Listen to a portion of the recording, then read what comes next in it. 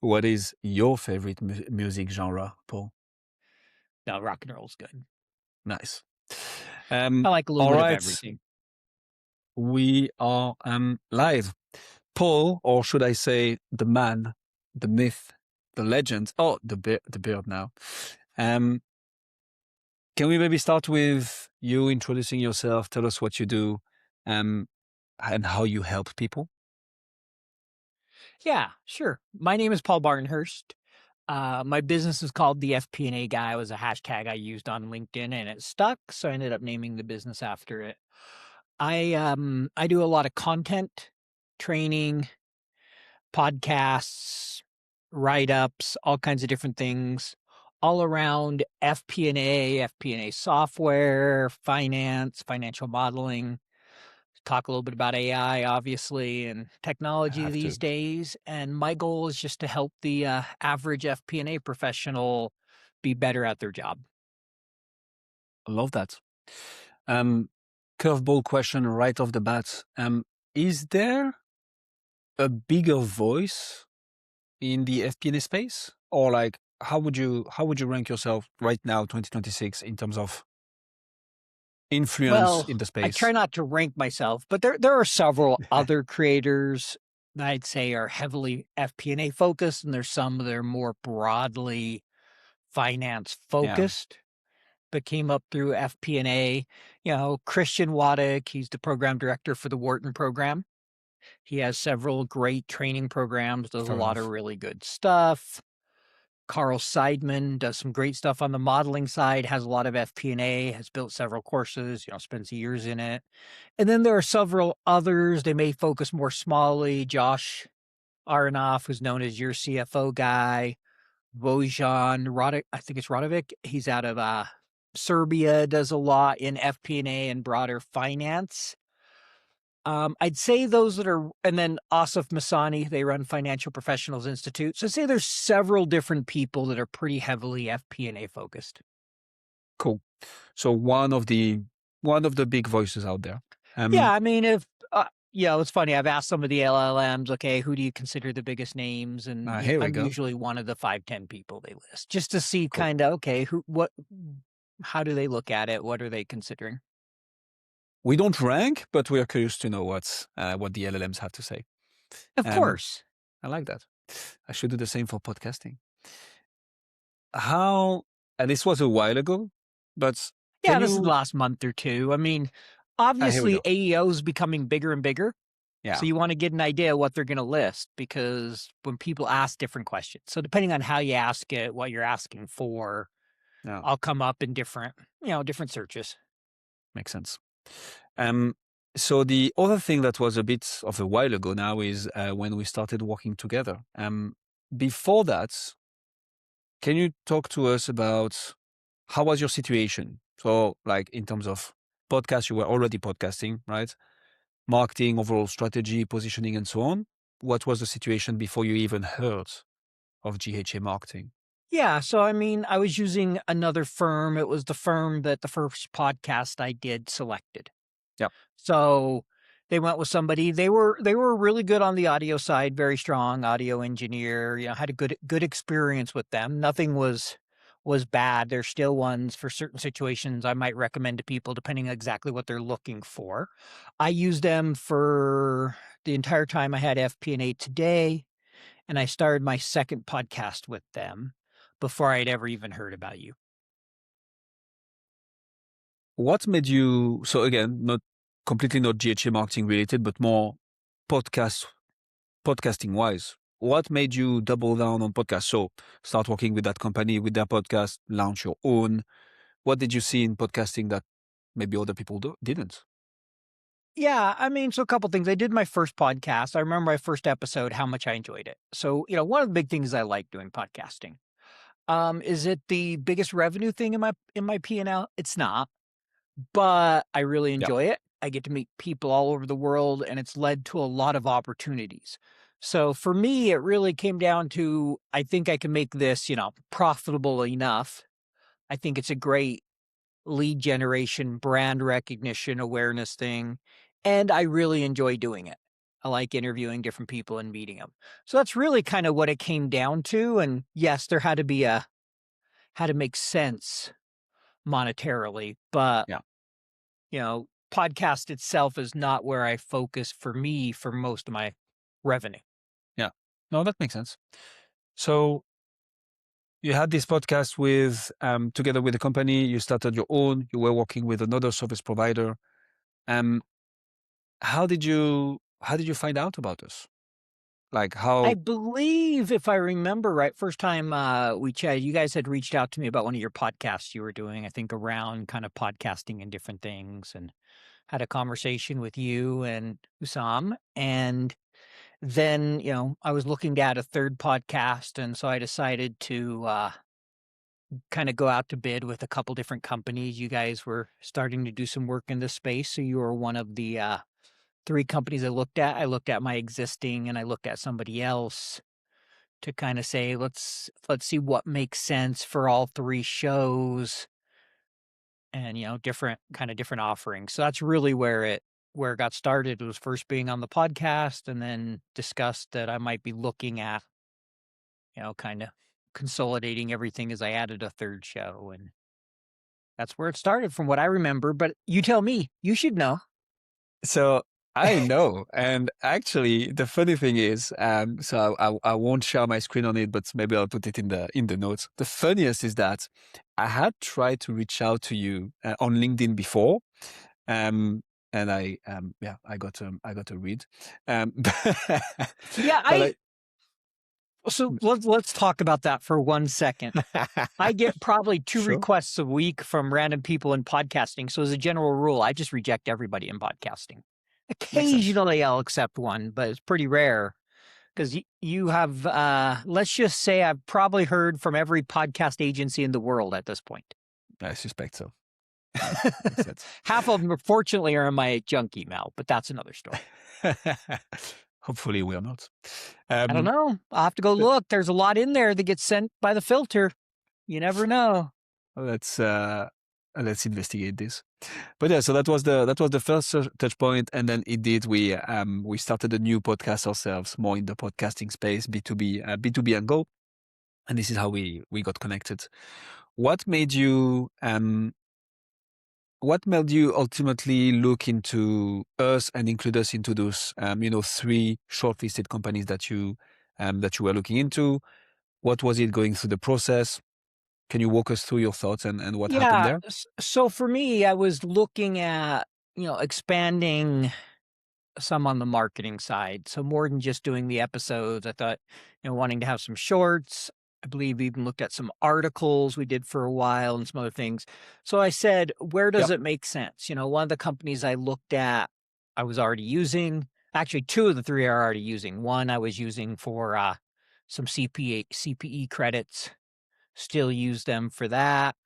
One I had been using for the other stuff, and they also had a platform where you could host everything. They'd built a platform for hosting, so I had that with them and kinda explored it all, went out and said, "Well, let's see what it would cost to bring it all under one. Let's see what it would look like with everything if I really move toward, a much bigger approach to 3 podcasts." And so, for me, it really started with, what are people I know that are doing something in this space, and let's see what that all looks like. And so that's kind of where the process started. And I went out with, here's what I want, give me your pricing. And I got back 3 proposals. There were several back and forth, particularly, I think most back and forth was with you, but I did some with the others. There was a few rounds of making sure the audio quality was where it needed to be, and ultimately ended up selecting you guys. Happy us. Did you have Yes, happy any? you, happy me, happy life. Here we go. Did you have any doubts or fears when it came to GHA marketing specifically, or was it just part of the due Sure. No, diligence and I did. I think the biggest so I'll talk 2 sides. Biggest benefit, what I liked was some of the marketing benefits, the shorts, yeah, other things that I thought would be really good. Biggest concern was the prior company I used were all sound engineers. So it was outstanding audio quality. And so that was probably the biggest concern is I knew it would be a little different. Not to say it was would Hmm. be bad, but there was just they were, one of the best you'd find out there on that front. And so that was the fear. The trade-off was I felt you guys had a more complete offering. I thought the marketing side would be better. And ultimately that was the decider for me. I mean, I still think the other company does, very good work. It's just it wasn't quite what I needed at the time. Mm. No, I like this, and maybe to piggyback on it just for a second, this is a part of an educated decision between, okay, what's the goal of the show, right? That we're trying to launch, run, or continue, and what's the best way to get there? Are we more looking at having outstanding production quality, which obviously is important? Is the angle business building wise, which obviously involves Yeah. multiple criteria? And what I'll say on, quality is for the average listener, you need good quality. You Yeah, don't need world class. And how I looked at it is 95%, this is good enough for 98% of my audience. right. But the other stuff should help me grow it. There will be a few people that'll be, the sound nerds and they'll be, it should be a little better, or that was a tiny bit off or whatever. I But hear you. that's a very small percentage. So for me, I felt like, holistically, it made more sense to go in a different direction. Cool. And the sound quality's fine. I'm not saying it's bad. It was just, there's a difference. No, makes sense. I mean, I don't How believe you guys are sound engineers last I checked. Yeah, not that you don't do good work, but, someone who's been 100%. trained in it professionally is going to have, there's just little nuances that you won't pick up. For sure. And I think, again, the goal of those conversations also is to show behind the curtains and to tell all the truth. We are not sound engineers. The way we position ourselves is we are from a B2B world as well. Hmm. We are, there are some things we are very good at, some things we are not. I think marketing wise, we have become really, really good. And that's the angle that we take. Like, how do we build a podcast that becomes a business asset in the sense of generates revenue at the very least, enhance the brand and so on. We don't have any audio engineer on staff. We use tools. So the advent of AI also allows us to use tools that help us do a Hmm. better job. But yeah, we won't do the job of someone who studied, sound engineering for 10 years, 100%. Again, depends on the Correct. goal and what you want to But you achieve. had more I agree with that. marketing, so you have to look at it holistically and say, what's your goal? Agreed. And if, sound is your number one requirement, maybe it's Yeah. somewhere else. Yeah. If marketing is number one, I think you guys have a very compelling offering. And you look at it holistically, I think you have a good offering. So different people will come to different conclusions based on their rankings. Amen to that. Likewise for video, right? Video, we know what works, we know how to do good lighting, and we know how to make it look good on YouTube because this is becoming more and more important. We are not, you know, interior designs artists, and we won't have the best quality video lighting and so on like Dario of a CEO or Chris Williamson we have, 100%. Again, it's all a matter of what's the balance. Correct. And, getting those different things, if you try to get all of that, you want world class sound quality, you want world class video, you want like the best out there in marketing, you're going Yeah, to pay a lot more. And so yeah, there's a balance of, okay, where do I make trade-offs? Because at the end of the agreed. day, you need a return on what you're doing. Hmm. Amen to that. How has been working with us? How has working with us been, Paul, after 2.5 years? No, no, How has that been? it's been a really good experience. I think I was one of your early clients, so Indeed. there was definitely some learning early on. Like Yeah. anything, launching 3 shows at once, there were some growth pains, but you were always very responsive. Hmm. I've told a story. You guys made the effort to come up from Vegas and visit me when you were in the True. U.S. last year, and so that was very much appreciated. You guys made a 6-hour drive. And so that meant a lot. That showed the commitment. Also, a lot of help. Whenever I have a new idea, you guys have been willing to try different things, Yeah. help with some advertising stuff I wanted to do, very helpful with some marketing email copy that goes beyond just the podcast. So those are the type of things I've appreciated for sure in the relationship. And we've developed, a friendship beyond the business. Agreed. With some good banter going on which from is time to why we time. know the Jazz are better than the Thunder next year. Yeah, as we've seen over the last few years, right? I'm not talking past, I'm talking future. Good, forward thinking. That could be the object of a whole different podcast. But thank you for I that, might Paul. start Really, one really on appreciate it. sports, you never know. Here we go. But yeah, no, I want to double down on this, and mainly on the aspect of I'm discovering this as well. So like we've been literally growing together because you were, as you said, one of our early clients. And it's amazing to see the type of relationship that can build out of this. I'm very happy about it. Where are you at now? So you have those 3 podcasts, right? So just for the records, FP&A Unlocked, Financial Modelers Corner, Future Finance. Where are you at now? Where have those podcasts fit into your overall business, LinkedIn growth? Can we speak a bit about Yeah, the results? so great question. I have the 3 podcasts. 2 of them have premier sponsors.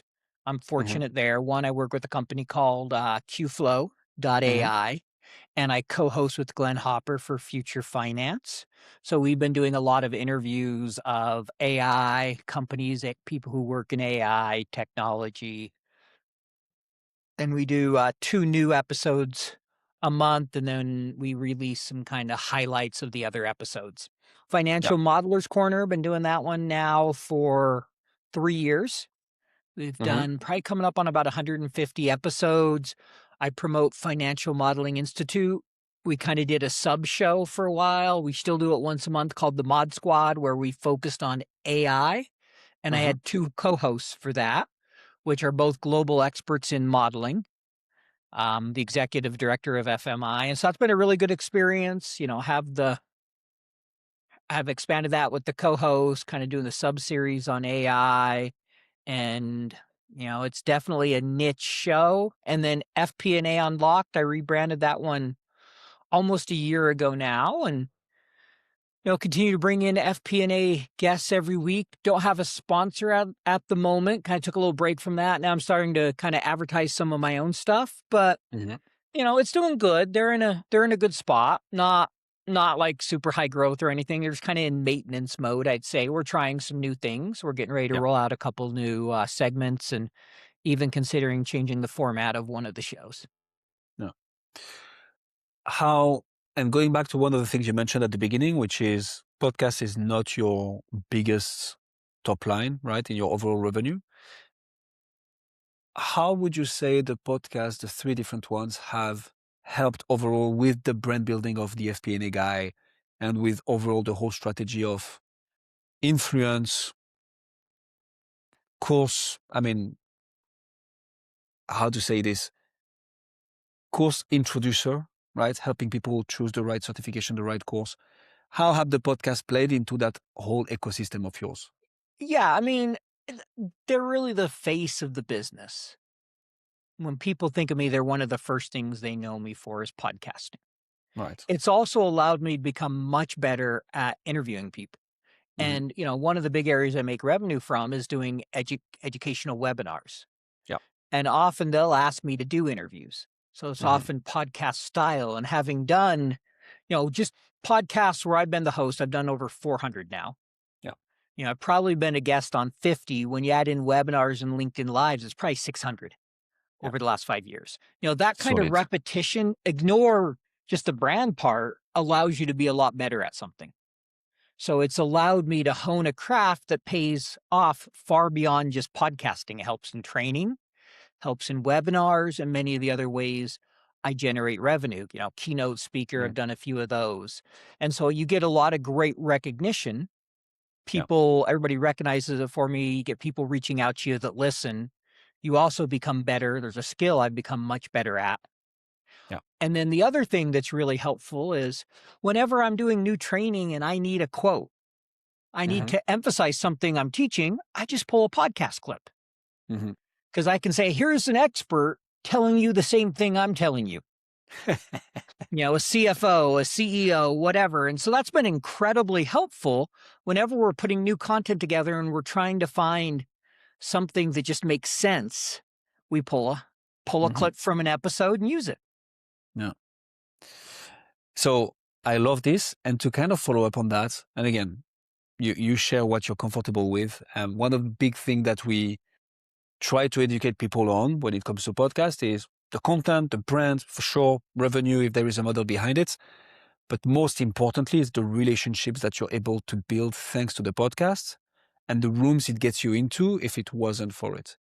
Have you seen anything like this, like in terms of relationship building with different people in the space, actors, influencers? Yeah, I mean, for sure, I built a lot of connections, and my connections kind of come twofold just because of the way my business works. There's Right. I'd say 3 areas. There's people who reach out to me that see me on LinkedIn. There's Yeah. people that find the podcast and the YouTube videos that reach out to me. And then a ton of software vendors reach out to me because I write and talk about it all the time. So for Hmm. me, there's kind of that holistic, and sometimes it's hard to separate. Like, okay, maybe they first reached out to me on LinkedIn, but I've had them 3 times on the podcast and deepened the relationship and become much closer. Yeah. Now, could have we still been friends with just LinkedIn? Possibly. Hmm. In other cases, it's 100% the podcast. People I've met through that have, I've had some sign up for courses or refer people to me. But more than anything, as my business has grown, is I realize I have in FP&A one of the best networks in the world Hmm. because of all the podcasts, in addition to everything else I'm doing, which is incredibly valuable. I'm Yeah. really fortunate to often be able to connect people. Someone's like, well, I'm trying to do this with my business. And I'd love to know, oh, yeah, let me introduce you to so and so or this Mhm. person.